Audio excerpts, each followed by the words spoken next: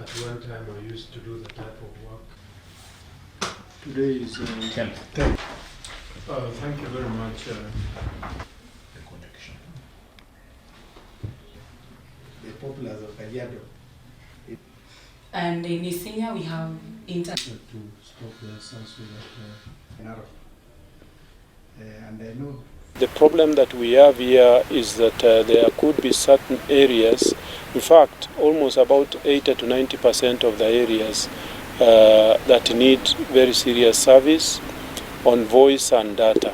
Others at its most simplest, voice and data. Voice and data, you're talking about somebody at least making a call. You are talking about somebody getting mobile money on mobile money. It simplifies the life of Kenyans. I know many Kenyans now can operate from even their seat as they sit in their homes.